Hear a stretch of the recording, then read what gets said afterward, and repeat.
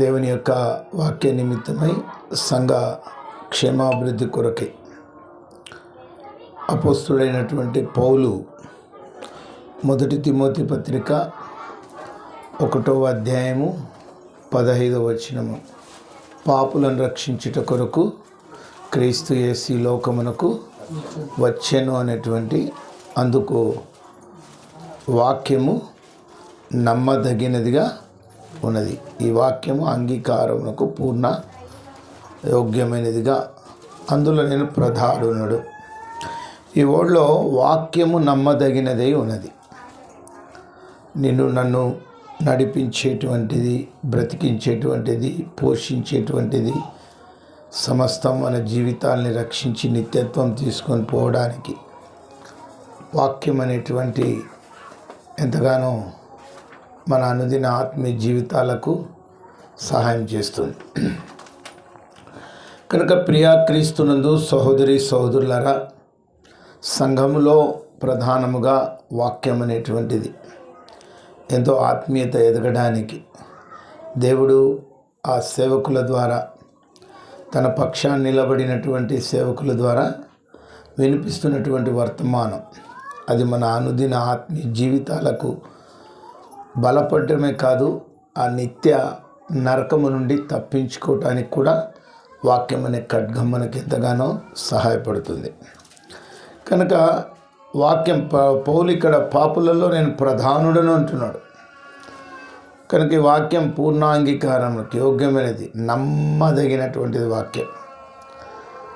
కనుక మనము నమ్మదగని వారమైనను కాకపోయినా ఆయన నమ్మదగిన వాడుగా ఉన్నాడని 2 తిమోతి పత్రిక 2వ అధ్యాయము 13వ వచనం చదవండి. మనము నమ్మదగని వారమైనను ఆయన నమ్మదగిన వాడుగా చదవండి. మనము నమ్మదగని వారమైనను ఆయన నమ్మదగిన వాడుగా ఉండును. ఆయన తన స్వభావమునకు విరోధంగా ఏదియు చెయ్యడు. ఆయన తన స్వభావమునకు ఏది కూడా విరోధముగా ఉండదు. వాక్యం అనేది ఉన్నది ఉన్నట్టుగా ఈ అంత్య దినాల్లో వాక్యము దేవుడు తెలియపరుస్తున్నటువంటి ఉన్నది ఉన్నట్టుగా తెలియపరిచేది వాక్యం. మరొకటి కల్పించటము, కావించుకోవటం, భావించుకోవటం, ఊహించుకోవటం ఇలాంటివి చేర్చకూడదు వాక్యంలో. పౌలు తిమోతికి చెప్తున్నాడు, 1 తిమోతి 1:5, నేను మాసిదోనియాకు పోలుచుండగా ఆ యొక్క వాక్యమును, కల్పనా కథలు, మితం లేని వంశావళులను నువ్వు లక్ష్య పెట్టవద్దని ముందు హెచ్చరించిన ప్రకారం మరీ హెచ్చరిస్తున్నాను. కనుక సత్యమునకు విరుద్ధమైనది 1 తిమోతి 1:5 చదవండి. 1 తిమోతి పత్రిక 1:5. పవిత్ర హృదయం నుండి, మంచి మనసాక్షి నుండి, నిష్కపటమైన విశ్వాసము నుండి కలుగు ప్రేమయే కొందరు వీటిని మానుకొని పెరిగిపోయి తాము చెప్పు వాటినైనను నిశ్చయమైనట్టుగా రూఢిగా పలుకు వాటినైనను గ్రహింపకపోయినను ధర్మశాస్త్ర ఉపదేశకులై అంత పైన చదవండి. నేను మాసిదోనియాకు వెళుచుండగా సత్యమునకు భిన్నమైన బోధ సత్యమునకు చదవాలి. ఇక్కడ సత్యమునకు భిన్నమైన బోధ చేయవద్దనియు, కల్పనా కథలు, మితము లేని వంశావళులను, విశ్వాస సంబంధమైన అక్కడ అండర్లైన్ చేయాలి మీరు, విశ్వాస సంబంధమైన దేవుని ఏర్పాటుతో కాక వాటిని లక్ష్య పెట్టద్దు. మీరు జాగ్రత్తగా వినాలి. సంఘంలో మనము అంటు కట్టబడ్డాం, ఎదుగుతున్నాం. సంఘంలో మనకు అందించేటువంటి ఈ వాక్యం, మేత వాక్యం, యేసుక్రీస్తు యోహాను 10:11 అంటాడు, నేను గొర్రెలకు మంచి కాపర్ని. 9వ వచనంలో అంటాడు, నేనే ద్వారమును, నా ద్వారా లోపలికి వచ్చేవాడు వాడు మేత మేయుచు వాడు బయటికి పోతుంటాడు. సంఘములో వచ్చినప్పుడు మేత వాక్యం అనేటువంటి మేత, వాక్యం అనే ఆహారం. ఈ రోజుల్లో ఏం చేస్తున్నారంటే వాక్యం అనేటువంటి పొట్టు పెడుతున్నారు, చెత్త పెడుతున్నారు, ఇత్తనం పెట్టడం లేదు, లోపల గింజ పెట్టడం లేదు, పొట్టు చెత్త తిని చెత్త మనుషులైపోతున్నారు, వాక్యంకు బలపడలేక, ఆత్మీయంగా ఎదగలేక. అందుకే తిమోతి 2:4 చెప్తున్నాడు, సత్యమునకు విరుద్ధమైనటువంటి కనుక సత్యమునకు చెవి నీయక కల్పనా కథల వైపు తిరుగు కాలము వచ్చి ఉన్నది. కనుక వింటున్న ప్రతి మాట ఇక్కడ లేఖనమే, వాక్యమే, మరొకటి ఉండదు. కల్పించుకునేది, ఊహించుకునేది, భావించుకునేది, కావించుకునేది, కలిపేది, చేర్చేది, ఏ ఊహలు, మానవ సంబంధమైన ఊహ కానీ ఏది ఉండదు ఇక్కడ. ప్యూర్ వాక్యం. కనుక వాక్యము నమ్మదగినది. మనం నమ్మదగిన వారం కాకపోయినా ఆయన నమ్మదగిన వాడుగా ఉన్నాడు. కనుక మనం ఆరాధించేటువంటి ఆయన సన్నిధిలో వచ్చినటువంటి మనం ఏం చేయాలా? వాక్యము నమ్మదగినది కనుక ఆ నమ్మదగిన వాక్యము దేవుని ఇంటిలో వచ్చినప్పుడు, దేవుని సన్నిధిలో ఉన్నప్పుడు, మన యొక్క అనుదిన ఆత్మీయ జీవితాల్లో ఉన్నట్టు దేవునికి విరోధమైన, వ్యతిరేకమైన నోరు మాట్లాడినవేమో అబద్ధాలు, తప్పుడు విన్నావేమో, తప్పుడు పనులు చేసినావేమో, తప్పుడు నడక ప్రవర్తన జీవించినవేమో, వీటన్నిటి విషయమై దేవుని సన్నిధికి వచ్చినప్పుడు స్తుతించే నువ్వు, ఆరాధించే నువ్వు, ప్రార్థించే నువ్వు, బలులు చేసే నువ్వు, ఈ దేహం అనేది దేవునికి మహిమకరంగా ఉండాలి. మీ దేహములు క్రీస్తునకు అవయములై ఉన్నవని మీరు ఎరగరా అని 1 కొరింథీ 6:15. కనుక దేహంతో ఆరాధించి దేవుని సన్నిధిలో కూర్చున్నప్పుడు మొదటగా మనము ఆయన సన్నిధిలో ఉన్నటువంటి మనం ఆ వాక్యం అనే ఖడ్గం, వాక్యం వింటున్నప్పుడు వాక్యం చేత సరిచూసుకొని సరిచేసుకొని నువ్వు మార్చుకోలేకపోతే నీ అంత దౌర్భాగ్యుడు ఇంకొకడు ఉండడు, నీ అంత మూర్ఖత్వం కూడా ఉండడు. కారణం ఏమిటంటే వాక్యం విన్న తర్వాత ఆ వాక్యం వింటున్నప్పుడు ఆ హేయము, ఆ బలహీనత, వాక్యం సేవకుడి నోట ద్వారా దేవుడు వినిపిస్తున్నప్పుడు ఒక పాజిటివ్, నెగిటివ్, ఒక దేవునికి విరుద్ధంగా నడుచుకున్న వాడిని తీసుకొని బోధిస్తుండొచ్చు, దేవునికి అనుకూలమైన వాని గురించి బోధిస్తుండొచ్చు.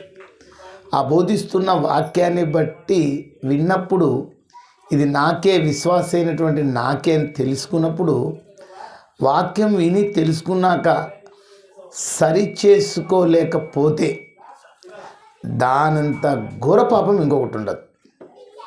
తెలుసుకున్న వరకు, వినని వరకు అలక్ష్యంగా, నిర్లక్ష్యంగా, బలహీనంగా, అవివేకంగా, అవిధేయతకు చేస్తుండొచ్చు. అయితే వాక్యం విన్న తర్వాత ఆ పాపము నీలో ఏలిక చేస్తున్న పాపాన్ని విని తెలుసుకొని సరిచేసుకోకపోతే దానంత ఘోర పాపం ఇంకొకటి ఉండదు. ఎందుకంటే దేవుడు ఏ ఆత్మ నశించుట ఆయన చిత్తం కాదు గనక వాక్యంతోనే నిన్ను సరిచేయాలి, వాక్యంతోనే నిన్ను సరిదిద్దాలి, వాక్యంతో నీకు బోధించాలి. వాక్యం నిన్ను మారుస్తుంది, వాక్యం నిన్ను బలపరుస్తుంది, వాక్యం నిన్ను నడిపిస్తుంది, వాక్యం నిన్ను బ్రతికిస్తుంది, వాక్యం నిన్ను రక్షిస్తుంది. కనుక వాక్యము నమ్మదగినది అంటున్నాడు పౌలు. అలాంటి నమ్మదగిన వాక్యము నువ్వు వింటున్నప్పుడు, నీ జీవితంలో విన్న వాక్యాన్ని విన్నప్పుడు సరిచేసుకోకపోతే దానంత ఘోర పాపం ఇంకొకటి ఉండదు. విన్న తర్వాత వింటున్నప్పుడు ఆ వాక్యం సరిచూసుకోవాలి, నమ్మదగిన వాక్యం. 1 యోహాను పత్రికలో మన పాపములను మనం ఒప్పుకుంటే క్షమించుటకు ఆయన నమ్మదగిన వాడుగా ఉన్నాడు. వాక్యంతో ఎందుకు మాట్లాడుతున్నాడంటే నీ పాపమును ఎరిగి కూడా, నమ్మి కూడా, దేవుని కలిగి కూడా విరుద్ధంగా, వ్యతిరేకంగా దేవునికి చేసిన ఆనవాళ్ళు నీలో ఇంకా ఏలిక చేస్తున్నాయి. దేవునింటికి వచ్చినప్పుడు, వింటున్నప్పుడు వాక్యాన్ని విడిచిపెట్టి వెంబడించకపోతే దానంత దౌర్భాగ్యమైన స్థితి ఇంకొకటి ఉండదు. కనుక విన్నప్పుడు నువ్వు వాక్యం తెలుసుకుంటున్నప్పుడు వినాలి. వాక్యం విన్నప్పుడు ఆ ఏయము, ఆ పాపం విడిచిపెట్టాలి. నీలో అపజయం కలుగుతుంది, నీలో అసమర్థత కలుగుతుంది, నీలో ఏది జయము లేదు, నీలో ఏది సమాధానం లేదు, నీలో ఏది మేలు లేదు, నీలో ఏది సరైనది లేదు. కారణం ఏమిటంటే దేవునికి విరోధమైన వ్యతిరేకమైనది నీలో ఏలిక చేస్తుంది గనక ఆ ఏలికతో పాటు నీ ప్రయత్నాలన్నీ విఫలం. కారణం ఏలిక ఉంది, నీలో పాపం ఏలిక చేస్తుంది. కానీ దాన్ని విడిచిపెట్టకపోతే, దాన్ని వాక్యం విన్నప్పుడు సరి చేసుకోకపోతే నీ జీవితం ఎంత దౌర్భాగ్యమైన స్థితి ఉంటుంది. దేవుని యొక్క వాక్యం, మన పాపం ఒప్పుకుంటే క్షమించుటకు నమ్మదగిన దేవుడు ఉన్నాడు. ఆయన ఆ క్షమించబడిన తర్వాత నీ ద్వారా దేవుడు కార్యాలు ఎన్ని చేయాలని ఆశ ఆయనకుంది. ఆయనకు ఎంత ఆశ ఉంది నీ ద్వారా, వాడుకోవాలని ఆశ ఉంది నీ ద్వారా. అయితే ఆ పరిశుద్ధమైన పరిచర్య, ఆ పరిశుద్ధమైన పని నీకు అప్పగించాలంటే దానికి తగ్గట్టు నువ్వు యోగ్యుడిగా లేవు. ఎవని సామర్థ్యం కొలది వానికి ఇచ్చినాడు. ఒకనికి 1 ఇచ్చినాడు, ఒకనికి 2 ఇచ్చినాడు, ఒకనికి 5 ఇచ్చినాడు. ఎవని సామర్థ్యం కొలది. నశించిన ఆత్మల పట్ల దేవుని పరిచర్య చేయుటకు కోత విస్తారంగా ఉంది, పనివారు కొద్దిగా ఉన్నారు. పనివారు కావాలి, ఆయనకు కావాలంటే పనివారు బలపడే సంఘములో దొరికేటువంటి జ్ఞానం ఎక్కడ దొరకదు. ఎఫెసీ పత్రిక 3వ అధ్యాయం 8-11 పరలోకంలో ప్రధానులకు అందని జ్ఞానము సంఘము ద్వారా ఇవ్వాలని ఇచ్చించినాడు, కోరున్నాడు, ఆయన ఇష్టపడ్డాడు.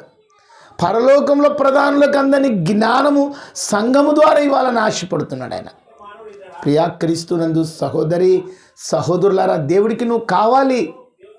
దేవుని పరిచర్య ఎంతగానో ఉంది. నశించిన ఆత్మల పట్ల చేయవలసిన పరిచర్య ఉంది. నువ్వు ఒక సాక్షిగా నిలబడాలి, చేయాలి. అన్న బాధ్యత నీకు అప్పగించాలంటే యోగ్యుడిగా లేవు. యోగ్యుడిగా నువ్వు కనపడటం లేదు. మినే టెక్ ఎ లూ ఫార్ సిన్. దేవుడు నిన్ను త్రాసులో పెడుతున్నాడు, తక్కువ కనపడుతున్నావు. ఈ పని అప్పగిస్తే యోగ్యుడిగా లేవు, నువ్వు అయోగ్యుడిగా ఉన్నావు. తనేమో చూస్తున్నాడు, సంఘములు ఎదుగుతున్నటువంటి బలపడుతున్నటువంటి నీకు ఒక పరిచయం ఇవ్వాలి, నీ ద్వారా ఒక కార్యం జరగాలి ఆశపడుతున్నాడు ఆయనేమో. నువ్వు స్వలాభము, నువ్వు స్వనీతి కలిగినటువంటి సంఘములో కోరికలతో, ఆశలతో నీ యొక్క మేలులు కోరి నువ్వు కోరుకుంటున్నావు. నీకు దేవునికి మధ్య ఉన్న ఒక విరోధం ఉంది, వ్యతిరేకం, అది పాపం. అది నువ్వు క్షమించబడితే నీ ద్వారా వాడుకుంటాడు, ఆశపడుతున్నాడు ఆయన. క్షమించబడాలి నువ్వు. ఆ వాక్యం క్షమించబడాలి. వాక్యం విన్నప్పుడు లూకా సువార్త 5వ అధ్యాయం 3వ వచనం. లూకా 5:3. ఆయన ఆ దోణిలోనికి సీమోను అయిన ఒక దోణి ఎక్కి దానిని కొంచెం త్రోయమని అతను అడిగి దోణిలో నుండి జనసమూహం బోధించుచున్నాడు. వాక్యం బోధిస్తున్నాడు. అక్కడ సీమోను యొక్క దోణిను దరిగి చేర్చి దోణిలో నిలబడి జనసమూహమునకు దేవుని యొక్క వాక్యం, పరలోకం యొక్క సత్యాలను ప్రకటిస్తున్నాడు, బోధిస్తున్నాడు, వినిపిస్తున్నాడు. ఆ మాట విన్నాడు. వాక్యం ఎవరు? పేతురు. జనసమూహంలో ఒకటిగా పేతురు విన్నాడు. విన్నటువంటి ఆయన మాట ఏమని చెప్పినాడు? 5వ వచనం చదవండి. సీమోను ఏలినవాడ, రాత్రంతయు మేము ప్రయాసపడితే కానీ మాకేమీ దొరకలేదు, అయినను నీ మాట చొప్పున వలవేత్తునని ఆయనతో చెప్పాను. నీ మాట చొప్పున నువ్వు బోధించిన వాక్యం, నువ్వు ప్రకటించిన వాక్యం, మేము రాత్రంతా ప్రయాసపడినాం. మా ప్రయత్నాలు వ్యర్థమైపోయినాయి. అన్ని రాత్రి సమయం పోయింది, అంతా పోయింది. కారణమేమి? పేతురులో ఏముంది? ఏలిక చేస్తుంది. ఒకటి పాపం అనే ఏలిక చేస్తుంది. కనుక తన ప్రయత్నాలన్నీ వృధా అయిపోయినాయి. రాత్రంతా ప్రయాసపడ్డాడు, ఒక్క చేప దొరకలేదు. బోధకుడు నీ మాట చొప్పున ఆయన బోధించిన బోధలో వాడ కుడివైపోయామన్నాడు. ఆడ బోధించే బోధలో ఆ సత్యం అనేది, కుడి అనేది, ఆ ఎడమ అనేది, ఎడమవైపు ఉన్నటువంటి వారు నశించిన ఆత్మల పట్ల ఎడమవైపు ఉన్న వారులారా, శపించబడిన వారులారా నా ఇద్దరు రండి అని మత్తయి 25:34 అంటారు. కుడివైపు ఉన్న ఆశీర్వాదం, ఎడమవైపు శాపము. ఆ బోధలు బోధిస్తున్నాడు ఆయన. కుడివైపుకు వేయండి అంటే అర్థము, దేవుని యొక్క మాటల వైపు తిరగండి, దేవుని వైపు తిరగండి. మీరు దేవుని యొద్దకు రండి, మహిమను చూస్తావు, ఘనతను చూస్తావు. దేవుడు కోరుకుంటుంది అదే, నీకు దేవుడు ఆశపడుతుంది అదే. యోజ్కేలు 33:11. ఏ దుర్మార్గుడు నశించుట ఆయన చిత్తం కాదు. 33:11. నా జీవం తోడు కాగా వారితో ఇట్లా నా జీవం తోడు దుర్మార్గుడు మరణం నొందుట వలన నాకు సంతోషం లేదు. దుర్మార్గుడు తన దుర్మార్గత నుండి మరలి బ్రతుకుట వలన నాకు సంతోషం కలుగును.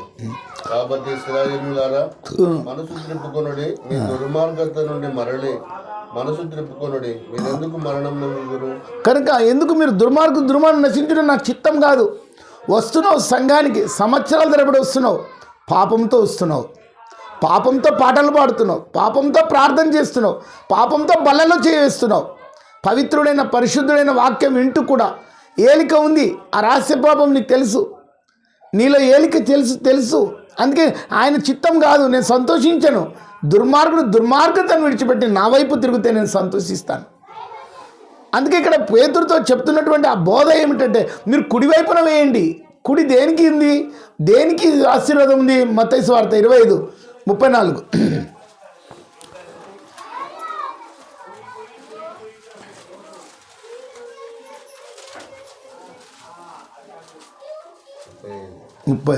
చదవండి. నేను ఆకలి కొంటిని, మీరు నాకు భోజనం పెట్టిద్దిరి. దప్పికొంటిని, నాకు దాహం ఇచ్చిద్దిరి. పరదేశినై తిని నన్ను చేర్చుకుంటుంది. కుడివైపున ఉండాలంటారు చూడు మేకల్లో పైన చదవండి. ఎడమవైపు ఉండేవారు, కుడివైపు ఉండేవారు అంటారు. కుడివైపు ఉండేవారు అల్లారా తన కుడివైపున గొర్రెలను, ఎడమ వైపున మేకలను నిలబెట్టెను. అప్పుడు రాజు తన కుడివైపున ఉన్న వారిని చూచి, తండ్రి చేత ఆశీర్వదింపబడిన వారల్లారా రండి, లోకం పుట్టినది మొదలుకొని మీ కొరకు సిద్ధపరచబడిన రాజ్యములు. కనుక కుడివైపు ఉన్న వారిని, ఆశీర్వాదం పొందిన వారిని, దుర్మార్గం నశించడం, ఎడమవైపు శపించబడిన వారు ఉన్నారు. వారు నశించడం నా చిత్తం కాదు. దేవుని సన్నిధికి వచ్చినప్పుడు నువ్వు పాపివైనా నిన్ను ప్రేమిస్తున్నాడు ఆయన. అందుకే వాక్యం పాపులను రక్షించడం కొరకు క్రీస్తు యేసు ఈ లోకంలోకి వచ్చినాడు. వాక్యం నమ్మదగినది, పూర్ణాంగీకరం యోగ్యమైనది. పాపిగా వచ్చినవేమో, నువ్వు పాపంతో ఉన్నావేమో. దేవుని సన్నిధిలో ఇది పరిశుద్ధులు, క్రీస్తు రక్తంలో కడగబడిన పరిశుద్ధుల సహవాసం. ఇది పరిశుద్ధుల సహవాసంలో నువ్వు అపవిత్రుడుగా నీలో ఉన్న రహస్య పాపం. అందుకే కుడివైపున వలవై, కుడివైపున ఆశీర్వాదం ఉంది, దీవెనకరమైన ఉంది. నా వైపు తిరగండి. అయితే నీ మాట చొప్పున వేస్తాం మేము. ఇంతవరకు ఎడమవైపున ఉన్న మా పాపంను బట్టి నీ మాట చొప్పున వల వేస్తే, అక్కడ 8వ వచనం చూడండి, 7, 8 చదవండి. 7 లూకా 5:7.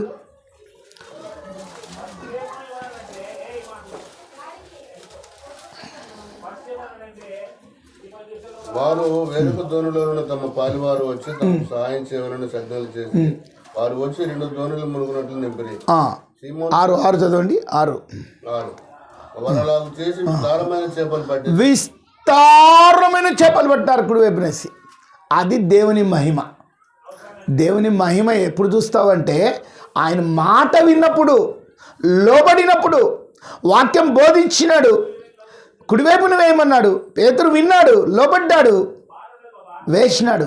నీ జీవితం కుడివైపు వేసుకోవాలా, దేవుని వైపు వేసుకోవాలా, దేవుని వైపు చూడాలా.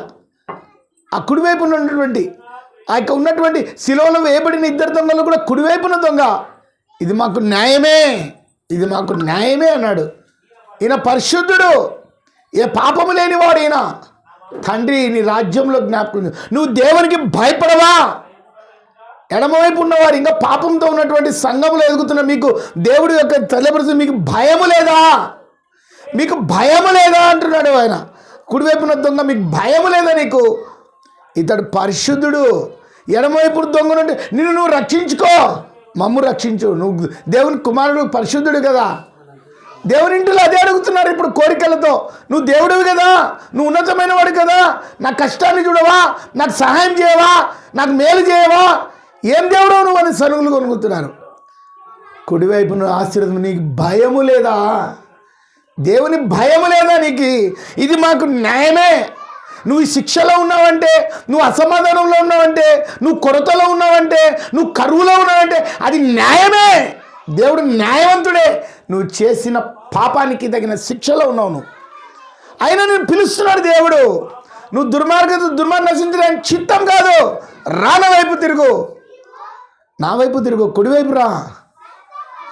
విస్తారమైన చేపలు పిగిలిపోయిందంట. అది దేవుని మహిమ. ఎప్పుడు విన్నాడో దేవుని మహిమను చూసినాడు. తన శక్తితో చూడలేకపోయినాడు. వాక్యం విన్నాడు, లోబడ్డాడు, విస్తారమైన చేపలు.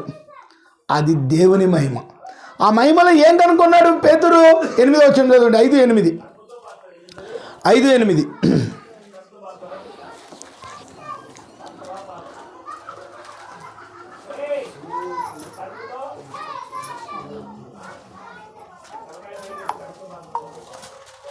5:8.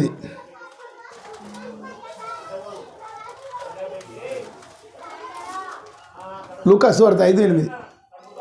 యేసు మోకాలు ఎదుట సాగిలపడి, ప్రభువా నన్ను విడిచిపెట్టుము, నేను పాపాత్ముడు. చూడండి, అప్పుడు ఎరిగినాడు, నేను పాపాత్ముడు. ఎందుకు చేప పట్టలేకపోయినాను?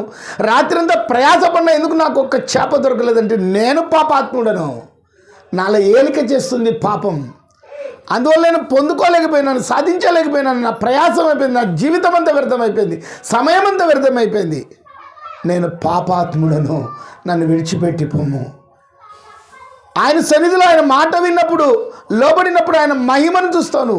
ఆ మహిమలో, దేవుని వాక్యం అనే మహిమలో వింటున్నప్పుడు నీ పాపాలు ఒప్పుకోవాలి. తెలియపరుస్తాడు, దేవుడు మాట్లాడతాడు, సేవకుని ద్వారా మాట్లాడు. సేవకుడు ఒక 2 మాటలు మాట్లాడాలని సిద్ధపడి ఉండొచ్చు. ఇక్కడ నిలబడితే దేవుడు మరొక 2 మాటలు జోడిస్తాడు. దేవుడు కారణం ఎవరి కొరకు? సేవకుడి కొరకు కాదు, నీ కొరకు. మేము పరిచారకులమే, మా నిమిత్తం ఏం లేదంటున్నాడు 2 కొరింథీ 4:5. మేము మీ నిమిత్తం పరిచారకులమేమో. మా గొప్ప కాదు, మాకు బాగుపడాలని కాదు, నీవు బాగుపడాలని సేవకునికి మరొక 2 మాటలు జోడించిస్తాడు. కనుక మేము పాపాత్ముడను. కీర్తనలు 98. కీర్తనలు 98.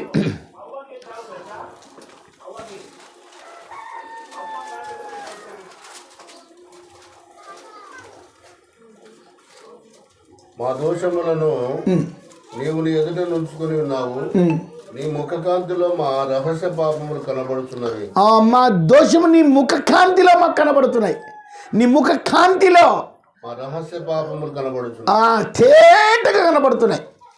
నీ ముఖ కాంతిలో, ఆ కాంతి, ఆ మహిమలో, ఆ విస్తారమైన చేపలు పట్టిన మాట విన్నప్పుడు, లోపడినప్పుడు, ఆ కాంతిలో, ఆ మహిమలో పేతురు వెంటనే మోకరించి నేను పాపాత్ముడను అని ఒప్పుకున్నాడు.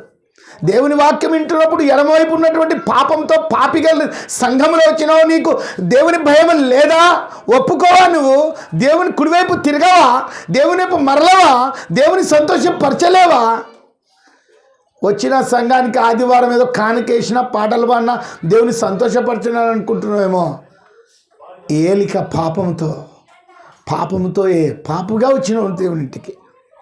నిలువెల్లా చెడిపోయిన స్త్రీ, వ్యభిచార స్త్రీ దేవుని సన్నిధి తీసుకొచ్చి క్రీస్తు యొద్దకు తీసుకొచ్చినారు. బోధకుడా, ఈ స్త్రీ వ్యభిచారం చేసింది, రాళ్ళు తీసుకుని కొట్టాలి మేము. వ్యభిచారం ధర్మశాస్త్రం మోసే చట్ట ప్రకారం కొట్టాలి మనం.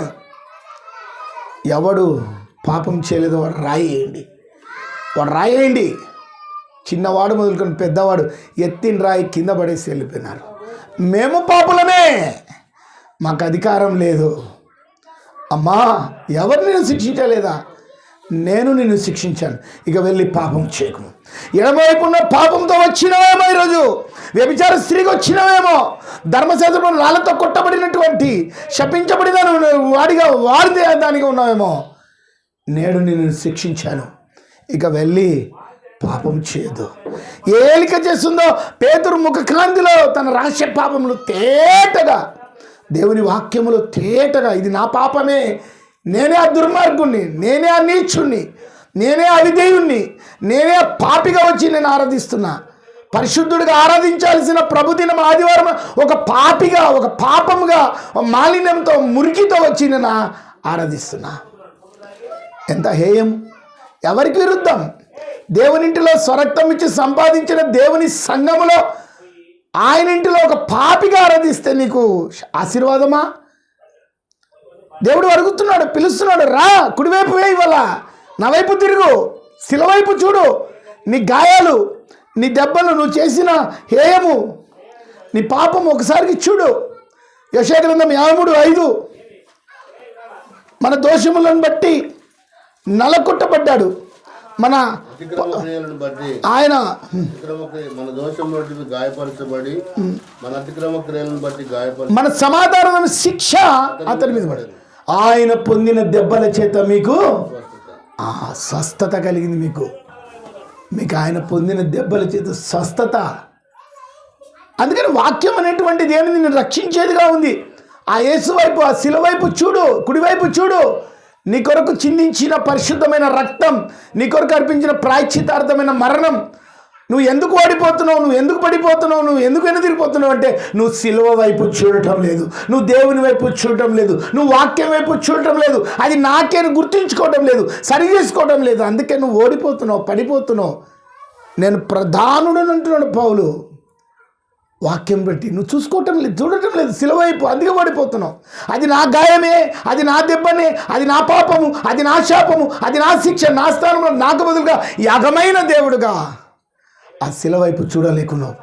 నీ తలంపులకు, నీ ఆలోచనలకు ముళ్ళ కిరీటం ఒత్తబడితే శిరస్సు నుండి ఎంత రక్తం కారింది.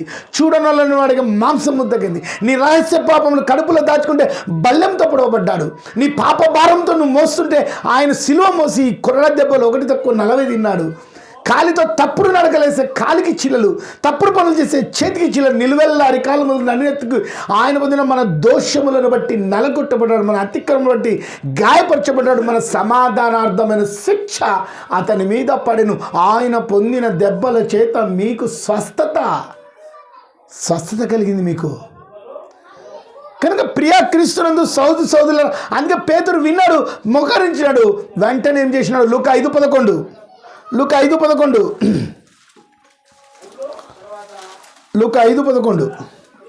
వారు దోణిలో దరికి చేరి సమస్తమును విడిచిపెట్టి ఆయనను వెంబడించిరి. ఆయన యొక్క పట్టణంలో ఉన్నప్పుడు ఇదిగో కుష్ఠరోగంతో నిండిన ఒక పురుషుడు ఉండెను. వాడు యేసును చూసి సాగిలపడి, ప్రభువా నీకు ఇష్టమైతే నన్ను శుద్ధునిగా చేయగలవని ఆయన వేడుకున్నాడు. అప్పుడు ఆయన సమస్తమును విడిచిపెట్టి ఆయనను వెంబడించాను. సమస్తమును విడిచిపెట్టి ఆయనను వెంబడించాను. భయపడకము. చాలు కనుక విడిచిపెట్టినాడు పేతురు, వెంబడించినాడు ఆయన. ఎప్పుడు ఆయన మాట విన్నాడు, లోబడి ఆయన మహిమను చూచినాడు, విస్తారమైన చేపల్లో మోకరించినాడు, పాపం ఒప్పుకున్నాడు, సమస్తమును విడిచిపెట్టి వెంబడించినాడు. అప్పుడు దేవుడు వాడుకున్నాడు పేతురుని వాడుకున్నాడు. ఎలా వాడుకున్నాడు? అపోస్తులు 4:8 పరిశుద్ధాత్మ పొందిన వాడై, మొదట అపోస్తుల కార్యం 2వ అధ్యాయం 1లో పెంతెకొస్తు దినమున అందరితో లేచి నిలవబడి చెప్పగా, 2వ అధ్యాయం 42, అపోస్తులు 2:42.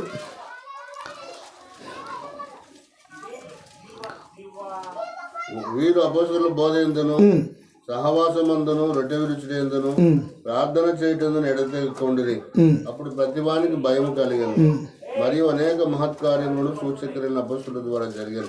చూడు, అపోస్తలుల బోధ, సహవాసం, రొట్టె విరుచుటయందు 3000 మంది మార్చబడ్డారు. ఒక పేతురు ఒక్క వాక్యం చెబితే ఆ 11 మందితో నిలబడి పరిశుద్ధాత్మ పూర్ణుడై యోవేలు ప్రవక్త ద్వారా ఎత్తబడినటువంటి అంత్యదినములో నా ఆత్మ కుమ్మరించుదని లేచి చెప్పినటువంటి మాటను బట్టి విన్నవారు హృదయాలు నొచ్చుకున్నారు. వాళ్ళు హృదయాలు నొచ్చుకొని, అయ్యల్లా మేమేం చేయాలంటే ప్రభువుని యేసుక్రీస్తునందు విశ్వాసం ఉంచుము, అప్పుడు పరిశుద్ధాత్మ అనే వరం పొందుతాం అంటే ఆ దినమున 3000 మంది చేర్చబడ్డారు. వారు అపోస్తుల బోధ, సహవాసము, రొట్టె విరుచుట, ప్రార్థన చేయుట ఏడా తెగక. పేతురు ఒక్క వాక్యం చెప్తే 3000 మంది మార్చబడ్డాడు. అది పరిశుద్ధాత్మ శక్తి, బలం. అంత్య దినములో పరిశుద్ధాత్మ ఆ యొక్క పొందుకున్నవాడే. నువ్వు పరిశుద్ధాత్మ లేకుండా ఒక పాపిగా పాపం ఏలిక చేస్తూ పాపంలో ఉండి పాటలు పాడిన, ప్రార్థన చేసిన, వాక్యం చెప్పిన, 3000 ప్రసంగాలు చెప్పిన ఒక్క ఆత్మను రక్షించుకోలేవు నువ్వు. పేతురు రాత్రంతా ప్రయాసపడిన ఒక్క చేప పట్టలేదు. నీ బ్రతుకు అంతే, నీ జీవితము, నా జీవితం అంతే. నువ్వు ఎన్ని బోధలు చేసినా, ఎన్ని పాటలు పాడినా, ఎంత ప్రార్థన చేసినా, ఎంత కానుక ఇచ్చినా నీ ద్వారా కార్యం జరగదు. కారణము పాపం విడిచిపెట్టలేదు. ఎడమవైపే ఉన్నావు, శపించబడి వాడిగా ఉన్నావు, పాపం ఏలికలోనే ఉన్నావు. పేతురులాగా ప్రయాసపడుతున్నావు కానీ ఒక్క చేప నువ్వు పట్టుకోలేకపోతున్నావు, ఒక్కటి జయం పొందలేకపోతున్నావు. కారణం నీలో ఏలిక చేస్తున్న పాపమే కారణం. అది విడిచిపెట్టు. పేతురు సమస్తాన్ని విడిచిపెట్టినాడు, వెంబడించినాడు. ఒకే ఒక వాక్యం. పేతురు అలా పోతుంటే ఎంతమంది స్వస్థపడినారు చూడండి. అపోస్తులు 5:15-16 చదవండి. ఊక నీడ పడితే ఏమైనారు చూడండి. అపోస్తులు 5:15-16. అపోస్తుల కార్యం 5:15-16. అందుచేత పేతురు వచ్చుచుండగా జనులు రోగులను వీధులలోకి తెచ్చి వారిలో ఎవరి మీదనైనను అతని నీడైనను పడవలనని మంచముల మీదనే పురుషులను అరుపుల మీదనే వారిని ఉంచిరి. మరియు యెరూషలేము చుట్టూ నుండి పట్టణముల జనుల రోగులను అపవిత్రాత్మల చేత పీడింపబడిన వారిని మోసుకొని కూడి వచ్చి వారందరూ స్వస్థత పొందారు. కేవలం నీడ పడితే బాగుపోయినారు. వాళ్ళు చెయ్యి పెట్టలేదు, తాకలేదు, ప్రార్థన చేయలేదు. నీడ మీద తాకి నీడపడితే బాగైనారు. పరిశుద్ధాత్మ శక్తి బలం వాడుకుంటున్నాడు దేవుడు. కారణము పేతురు మహిమను చూచినాడు, పాపాలు ఒప్పుకున్నాడు, విడిచిపెట్టేసినాడు, దేవుని వెంబడించినాడు, వాడుకున్నాడు దేవుణ్ణి. పేతురు ఎలా వాడుకున్నాడు? నిన్ను ఇంకా అత్యధికంగా వాడుకోవాలన్నాడు దేవుడు. అయితే పేతురు వాళ్ళ వాక్యం వింటావా? ఆ మహిమలని పాపాలు ఒప్పుకుంటావా? విడిచిపెడతావా? వెంబడిస్తావా? పరిశుద్ధంగా నిన్ను వాడుకుంటాడు. దేవుడు పక్షపాతి కాదు. యేసుక్రీస్తు అందరికీ ప్రభు. అబ్రాహామును ఆశీర్వదించిన దేవుడు నిన్ను ఆశీర్వదిస్తాడు. అబ్రాహాం వలె విశ్వాసం నీలో ఉంటే. పేతురుని ఆశీర్వదించిన దేవుడు నిన్ను ఆశీర్వదిస్తాడు. పేతురు వలె విడిచిపెడితే పాపమును విడిచిపెట్టక నువ్వు ఎన్ని సంవత్సరాలు చేసినా అది వ్యర్థం. నీకు వ్యర్థమే, వచ్చేటువంటి అందరికీ సంఘానికి వ్యర్థమే. యొగ్గుడిగా గనుడుగా యొగ్గుడైన అప్పెల్లో పేరు యొగ్గుడు. అప్పెల్లో యొగ్గుడుగా చేయాలి, గనుడుగా చేయాలి. దేవుని కుమార్తెగా పరిశుద్ధంగా, పవిత్రంగా, నమ్మకంగా తన ఇల్లంతటిలో మోసే నమ్మకమైన వాడు. నమ్మకంగా చేయి పని, నమ్మకం చేసే పని అప్పగిస్తాడు. నెహెమ్యా గ్రంథం 7:3 చూడండి. అందరికంటే నమ్మకమైన వాడు ఎవరున్నారు? అందరికంటే నమ్మకమైన వాడు ఎవరున్నారు చూడండి. నెహెమ్యా 8:3 అప్పుడు నేను బాగుగా ప్రొద్దెక్కి వరకు యెరూషలేము యొక్క గుమ్మములు తలుపులు తీయకూడదు. మరియు 7:3 చదవండి. సహోదరుడైన అనానికి చోటకు అధిపతి అయిన అనన్యాకును యెరూషలేము అధికారం ఇచ్చి తిని, అననీయ నమ్మకమైన మనుషుడు అందరికంటే ఎక్కువగా దేవుని ఎదుట భయభక్తులు గల అందరికంటే ఎక్కువ భయభక్తులు కలిగినాడు. అందుకే పని అప్పగిచ్చిన ఆయనకు నేను నమ్మకమైన వాడు కనుక. దేవుని దృష్టి కూడా అదే ఉంది. ఇప్పుడు దేవుని దృష్టి ఎవరిపైన చూస్తున్నాడు? కీర్తనలు 101:6.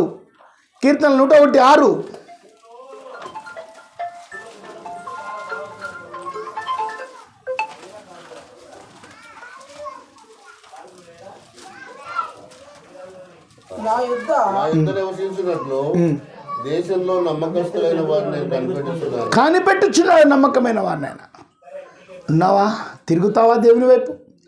పేతురు నీడ పడితే బాగున్నాడు. తబిత చనిపోయింటే అపోస్తులు 9:40 లేము అన్నాడు. అంతే. లే అపోస్తులు 9:40 ఒక మాట లే అన్నాడు. చనిపోయిన శవం కూడా లేచి కూర్చుంది. 9:40 అపోస్తుల కార్యం. చూడండి, పేతురుని వాడుకున్నట్టు దేవుడు నిన్ను సంఘంలో వాడుకోవాలని ఆశపడుతున్నాడు దేవుడు. అపోస్తులు 9:40 అయిపోయింది టైం. ఇది ఒకటి చదవండి.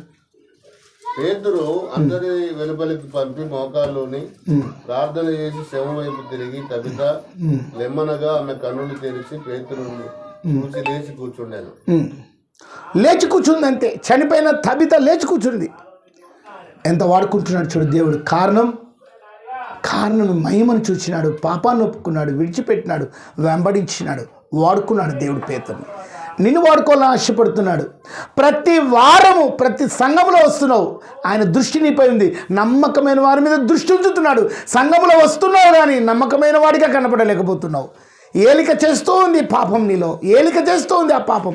ఆ పాపాన్ని బట్టి దేవుడు నీకు పరిచయం చేయలేకపోతున్నాడు, అప్పగించలేకపోతున్నాడు. దేవుడు నీకు యోగ్యుడిగా ఉండాలి. కనుక ప్రియా క్రీస్తునందు సోదరి సోదరులరా, వచ్చే వారమును మనం ఇలాగనే సంఘములో ఎలా ఎదగాలి, ఎలా ఉండాలి, ఎలా కట్టుకోవాలనేటువంటి మాటలు ఎదుగుతూ ఆత్మీయంగా ముందుకు వెళ్ళుటకు దేవుడు సాయం చేయాలని ప్రభువైన యేసుక్రీస్తు నామం ద్వారా తెలియపరుస్తూ ముగిస్తున్నాను.